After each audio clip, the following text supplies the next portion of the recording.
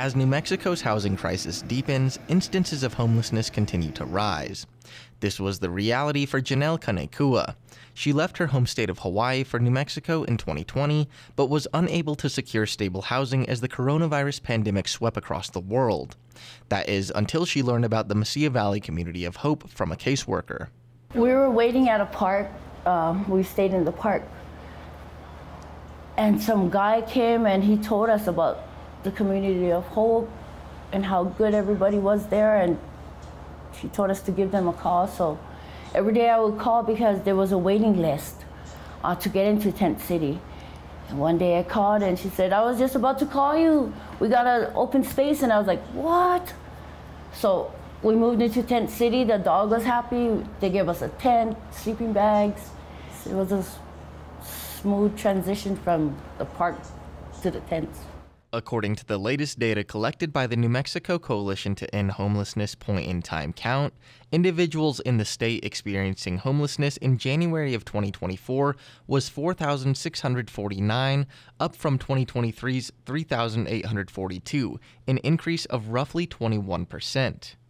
Kanekua said she lived at Camp Hope for a full year, utilizing the facilities and working with counselors until a space became free for her at the Desert Hope Apartments. It was joy when they told us they were moving us in.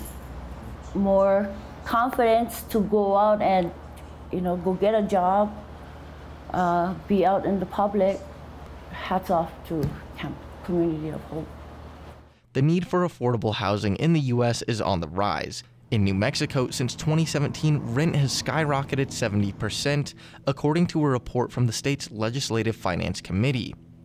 Like many other municipalities across the nation, the City of Las Cruces is trying to keep up with the demand, and this year broke ground on 2 affordable housing projects. Intended for senior and family housing, there will be 150 new units available by the time that construction is complete, but that's just a drop in the bucket for the shortage of 5,600 rental units that the city identified, according to Natalie Green, the city's Housing and Neighborhood Services Administrator. We have about 900 units coming online in the next couple of years.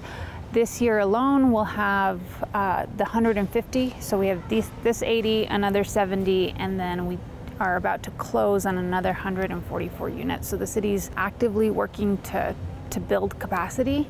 In addition to that, we have some great policy initiatives like the Realize Las Cruces that will help increase accessory dwelling units in single-family neighborhoods so people can build a casita, help support those multi-generational households that I think are going to become more prevalent as the housing crisis exacerbates.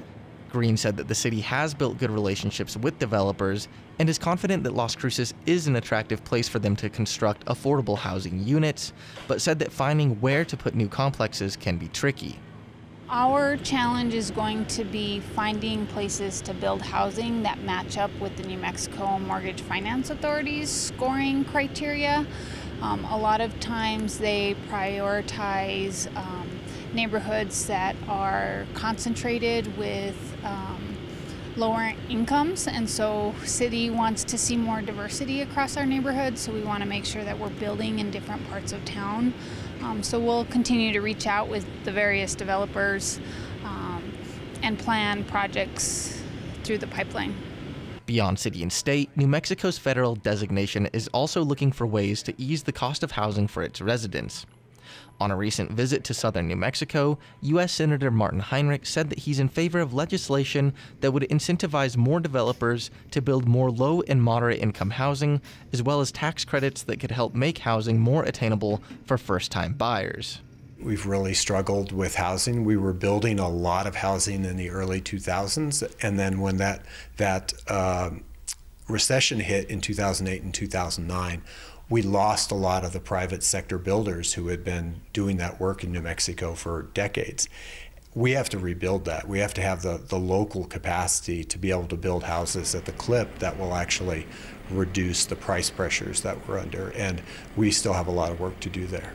With a shortage of thousands of units driving rising costs, the road to stability for many remains a major challenge for local, state, and federal officials to tackle. For KRWG Public Media, I'm Johnny Coker.